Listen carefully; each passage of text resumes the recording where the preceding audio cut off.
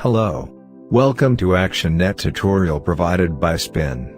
In today's video you will learn more advanced details about templates, historian tables, display settings, layout and scripts. Templates are fixed tag structures that function as abstract classes.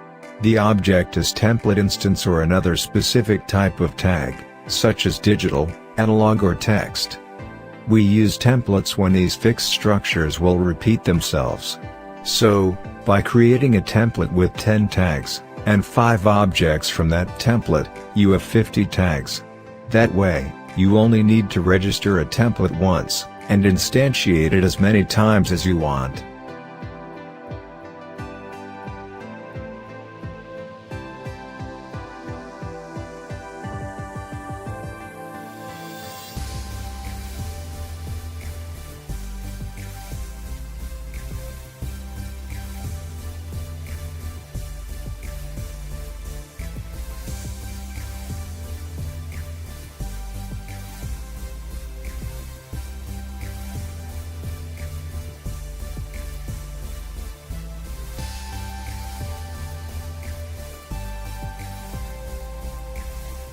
Template also helps in organization of a project, since we can define a hierarchy within the object.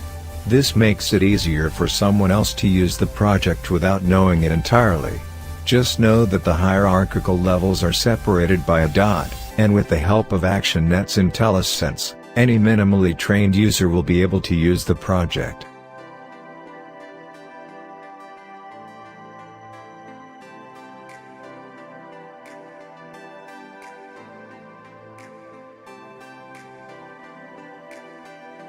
Historian tables are for recording measurement history. These tags are written in Tag Historian database.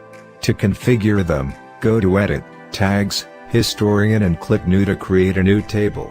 Use time deadband field to enter a minimum time interval. Then, even if there's no change in the value of a tag, database can save this value in different timestamps. Use with the Save on Change option to avoid over-generating records in database. Trigger field has control tags. The lifetime option marks the number of days that historical data should be retained. Historian tab is used to list the measurement tags that you want recorded in their respective tables. The deadband field sets the historian's deadband. The save event is fired only if the tag has its value changed above the specified deadband. In deviation field, if the Save on Change option is set in the table settings, and tag has a change greater than the deviation parameter, the value is saved immediately, which means that doesn't wait for the next time span. In rate of change field, if rate of change tag is greater than the specified rate of change parameter and Save on Change is enabled, the table is saved immediately. The Security submenu aims to create, change, and edit users who access the project. In Users tab, you can create and configure users. Let's for example, create a new user named Operator. It will have the operator permission. By clicking on the first row of the table with the right button, you can add new fields to fill. Password field is where you put the password. Notice that if the passwords don't match, there's an error message.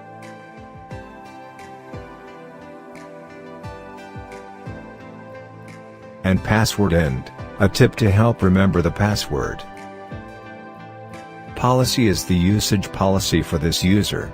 Blocked and deleted fields are to block and mark the user as deleted, respectively. You may want to use this to users who are no longer in company. Notice that you can delete a user by marking the user as deleted, checking deleted field, or deleting by right-clicking the user and choosing Delete Selected Row. In Profile, you can enter settings for this user, such as full name, phone, and email.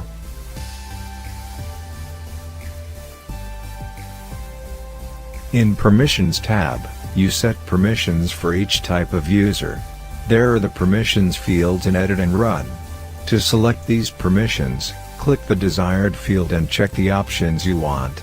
Let's, for example, change the operator permission. We'll mark some options such as editing tags, scripts, and datasets. We won't check alarms and devices. You also have the option to mark unrestricted where the user is allowed to all, or reset, to clear all options. The same happens for Run field. And in Policies tab, you can configure the security policies. In Identification field, you can change password rules.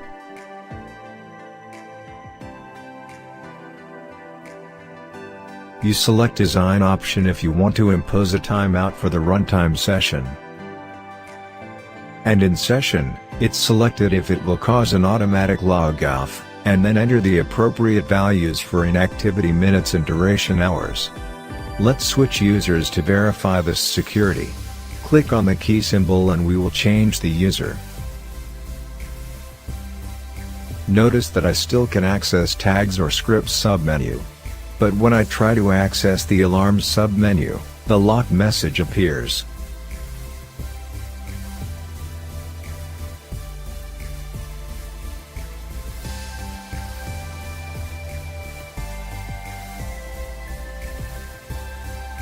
Let's talk specifically about each display settings configuration. Mode is the page mode. It can be page, pop-up or display. Page is the default mode. Opening a page mode screen causes automatic closing of the last page in the current layout. Only page mode screens are displayed in layout. Pop-up opens in front of all other screens.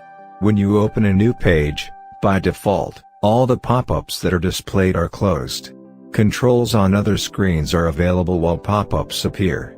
Dialog is opened as a modal dialog box, which disables the controls on all other open screens until you close the dialog box. Clicking OK executes the dialog on OK method on Code Behind tab. Background color defines background color in different styles. Width, screen width, in pixels. Height, screen height, in pixels. Border, select the border type of the screen. Close button, select if will be displayed the close button on the screen. It's only available for pop-ups and dialogues. Animation, select the type of animation, none, fade, slide, scroll, to use when displaying the screen. Shown page selector object, check this option to include this screen in the screen selector that allows users to directly access a screen in the application, without the need to include on-screen navigation buttons. Placement, select where, in layout, you want to place the screen. Target, select if the placement defined is relative to the mouse position or relative to the entire window.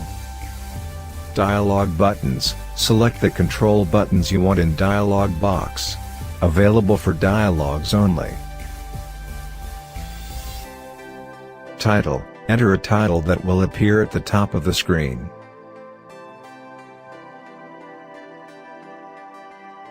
Title background, select a color for the title background.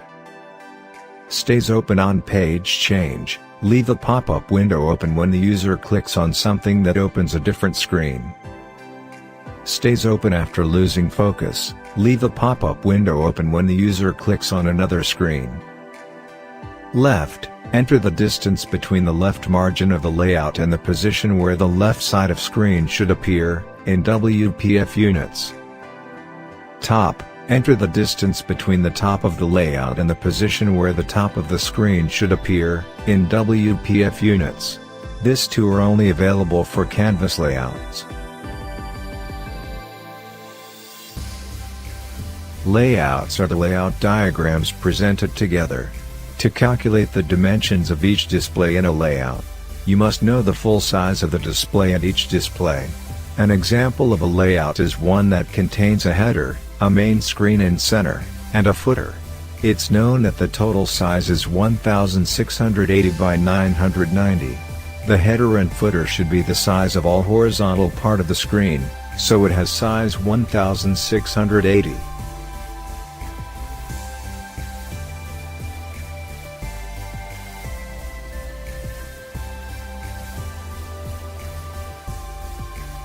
The header has height of 115 and footer has height of 45, so the central screen must have 990 less 115 less 45, which is equal to 830.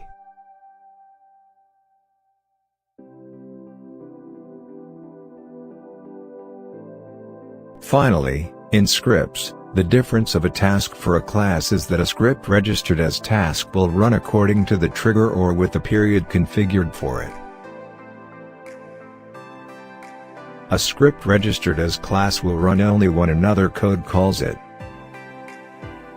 Let's look at some basic scripts. The default tasks are server startup, which is executed when the project starts executing. It runs on server, which means the computer running tserver.exe. A server shutdown, which runs when the project exits. It's also run on server. Client startup, which runs on each client when tvisualizer.exe, displays module, starts to run. And client shutdown, which runs on each client when the displays module is closed.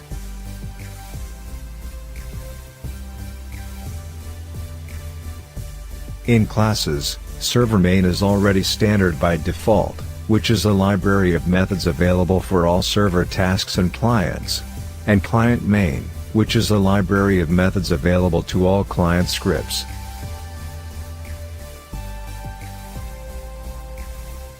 It's also possible to place codes in code behind's tab of each display. A screen that already comes by default is AN command. It aims to command equipments with opening and closing functions. In code behind, you can see the existing logic. If there's a lock to turn the equipment on or off, shown in the locked property, it's not possible to open or close and an error message is displayed. Otherwise, it's checked if the pressed button was on or off. This check is done through the UIDs of this buttons. If the device status is locked, the simulation mode is on, the status is set to 1 for open and 2 for closed, unlocked and then locked again. Otherwise, the open or close command is triggered and a message and operations window is created. Let's quickly run the project to check out this code behind code.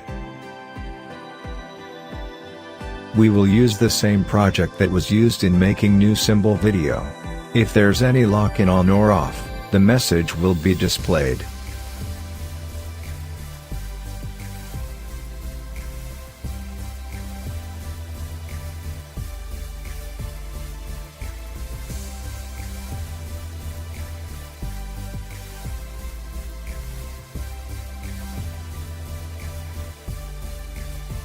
If there's a lock in equipment state, the simulation mode is on.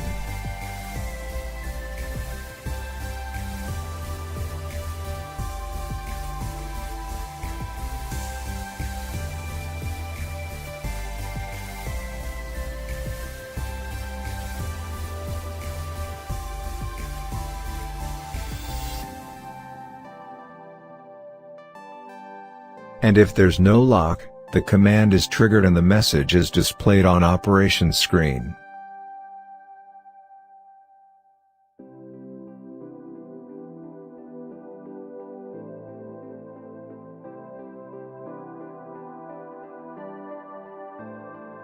These were some basic ActionNET scripts.